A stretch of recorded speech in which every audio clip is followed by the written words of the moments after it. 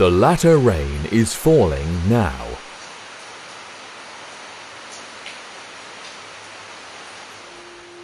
Christians throughout time have eagerly anticipated the latter rain. Be glad then, ye children of Zion, and rejoice in Yahuwah your Elohah, for he hath given you the former rain moderately, and he will cause to come down for you the rain, the former rain, and the latter rain in the first month.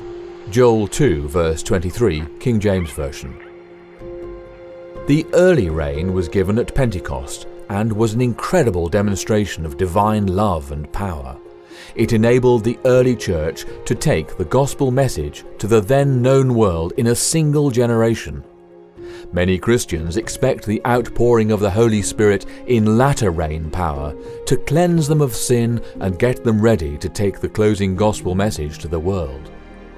And it will, just not in the way most are expecting. Deuteronomy contains an overlooked verse that reveals the latter rain is quite different than what has been expected, and it is already being poured out. Give ear, O ye heavens, and I will speak, and hear, O earth, the words of my mouth. My doctrine shall drop as the rain, my speech shall distill as the dew, as a small rain upon the tender herb, and as the showers upon the grass. Deuteronomy 32, verses 1-2, King James Version. According to the word of Yahuwah, recorded in Deuteronomy, the latter rain is much more than power to speak convincingly. It is doctrine. The Holy Spirit is given to instruct. Yahushua clearly explained this when he said, I tell you the truth, it is expedient for you that I go away. For if I go not away, the Comforter will not come unto you. But if I depart, I will send him unto you. And when he is come, he will reprove the world of sin, and of righteousness, and of judgment. I have yet many things to say unto you, but ye cannot bear them now. Howbeit, when he, the Spirit of truth, is come, he will guide you into all truth, and he will show you things to come. John 16, verses 7-8 and 12-13, King James Version. The Holy Spirit is poured out in latter rain power to educate the humble learner in the truths of heaven. The latter rain, then, is new light. In order for the soul to be purified of sin, in order for the remnant to take the last invitation of mercy to the world, in order for any to be ready to meet Yahushua when he comes, more truth is needed. Yahuwah knows this. He has lovingly provided the latter rain to teach the final generation what they need to know in order to get ready for heaven. Truths buried under layers of ignorance, superstition, and man-made traditions are restored under the life-giving showers of the latter rain. And this is already happening. The Father never disappoints his children when they hunger and thirst for rays of divine light. Infinite love withholds no truth that will strengthen and equip the soul on its earthly journey. Yahushua declared, Blessed are they which do hunger and thirst after righteousness, for they shall be filled. Matthew 5, verse 6, King James Version. Yahuwah rewards those who diligently seek for greater light. Those who value and follow truth regardless of the cost reap rich spiritual rewards. Yahuwah deepens their love for truth with new rays of light from his throne of grace. Such marvelous spiritual gifts, however, bring with them tremendous spiritual responsibility. It is the individual's duty to share with others what has been learned. It is also his privilege to continue to study out still more truth. Those who cling to old customs and hoary errors have lost sight of the fact that light is ever increasing upon the path of all who follow Yahushua. Truth is constantly unfolding to the people of Yah. We must be continually advancing if we are to follow our leader. It is when we walk in the light that shines upon us, obeying the truth that is open to our understanding, that we receive greater light. We cannot be excusable in accepting only the light which our fathers had 100 years ago. If our God-fearing fathers had seen what we see and heard what we hear, they would have accepted the light and walked in it. If we desire to imitate their faithfulness, we must receive the truths open to us, as they received those presented to them. We must do as they would have done had they lived in our day. Ellen G. White, Historical Sketches, page 197. For far too long, the Christian churches have been content with the light they inherited from earlier generations. The Roman Catholic Church is the oldest of the organized denominations. She boasts of her ancient traditions and bases many of her doctrines on nothing other than the teachings of the Church Fathers. How does this differ from the rabbinical teachings of the elders that Yahushua so soundly denounced? The denominations that arose out of the Protestant Reformation embraced the precious rays of heavenly light given the Reformers. However, the second and third generations of Protestants were content with the light gained by their parents and grandparents. They did not continue to seek more truth. Likewise, the various post-Protestant Reformation denominations that arose in the 19th century progressed beyond what the Protestant Reformers accepted as truth. The Seventh-day Baptists accepted the Seventh-day Sabbath and shared it with the Seventh-day Adventists. The Mormons embraced healthful living. The Jehovah's Witnesses sought for Yahuwah's true name and rejected all the pagan holidays. The Seventh-day Adventists studied out the vast truths of the sanctuary and the lessons it has to teach about the plan of salvation. But every single one of these denominations has repeated the mistakes of the past, and they too have stalled. They have not continued to advance in the light. Various independent ministries have been raised up to spread truth in the wake of the Church's failures to do so. These ministries have faithfully shared the light given them, but almost without exception, they have chosen to cling to their one ray of light. They have refused to follow on and study out still more truth. Worse, like the various denominations before them, most independent ministries have taught their followers to reject any light beyond what was entrusted to them. This is an incredible tragedy because advancing in the light is a prerequisite for receiving the latter rain. Only those who are living up to the light they have will receive greater light. Unless we are daily advancing in the exemplification of the active Christian virtues, we shall not recognize the manifestations of the Holy Spirit in the latter rain. It may be falling on hearts all around us, but we shall not discern or receive it. E. G. White, Testimonies to Ministers, page 507.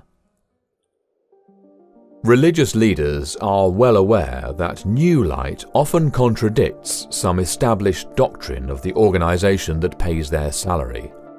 It is in their best interests to reject all new light, so they do.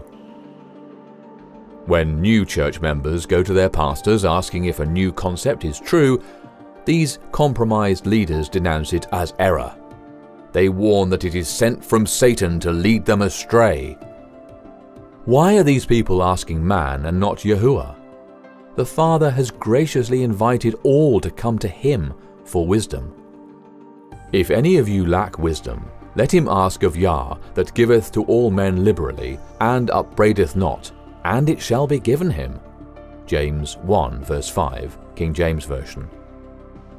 To receive new and deeper light, each truth seeker must lay aside human authorities and every preconceived assumption, and be willing to obey new truths.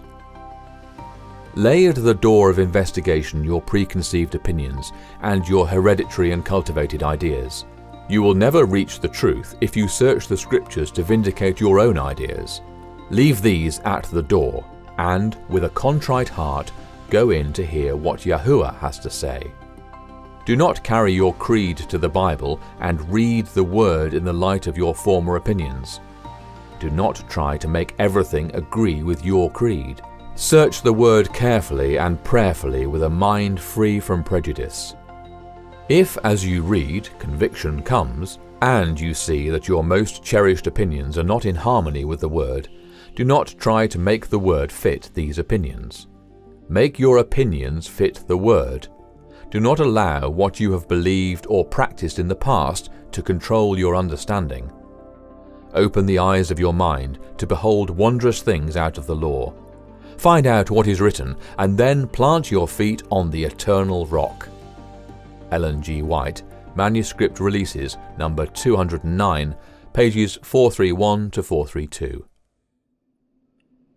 Heaven's truths are to be diligently sought for. These are to be carefully studied and eagerly accepted. Not a single gem of truth, no matter how small and seemingly insignificant, is to be carelessly laid aside or discarded. All are to be gathered together, cherished and obeyed. It is the responsibility of every true believer to 1. Search for truth, 2. Accept the truth given, and 3. Live a life in conformity to revealed light. To be fully accepted, truth must be obeyed. And it is when the heart determines to obey that the soul is sanctified. Obedience sanctifies the soul. This is an extremely important point. New concepts, acted upon, become foundational principles.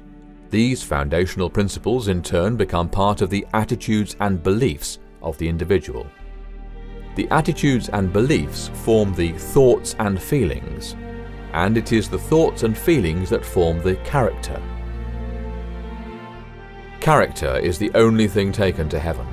No one can risk shunning the smallest ray of light, because each one lays the foundation for still greater light that leads to obedience and sanctifies the soul. Even the first step back from fully embracing truth puts the soul at risk.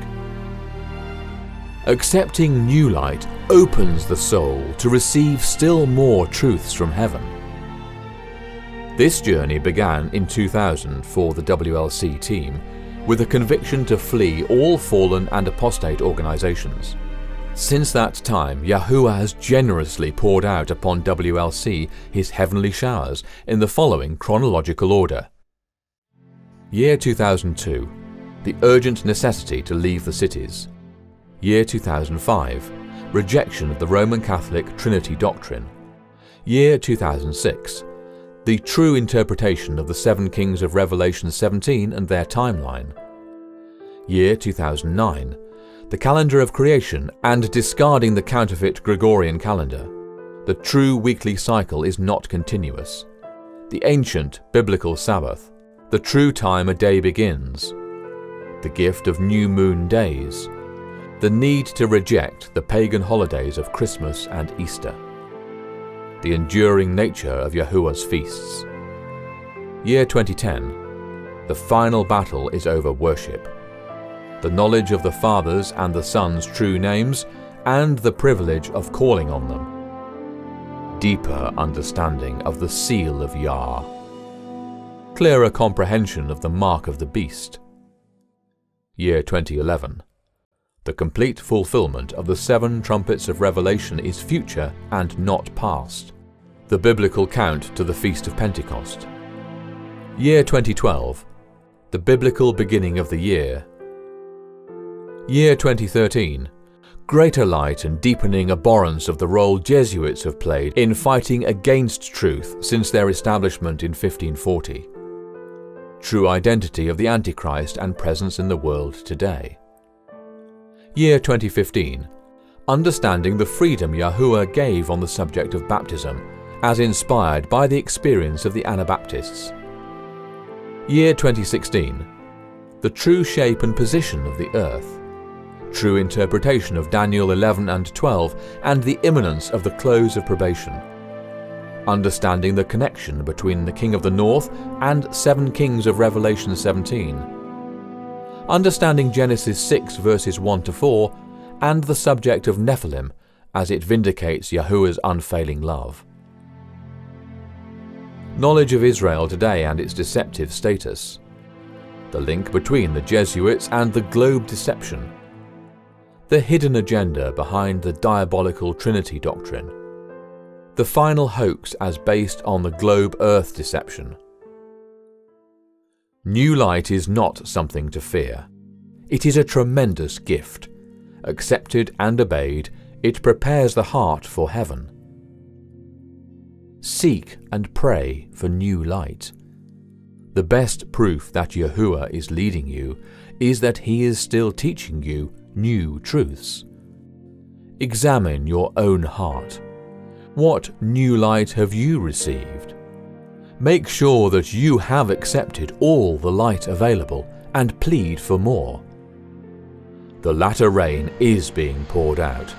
The truths available today are of the utmost importance to your soul because it is this light that is preparing you to meet Yahushua in peace when He comes.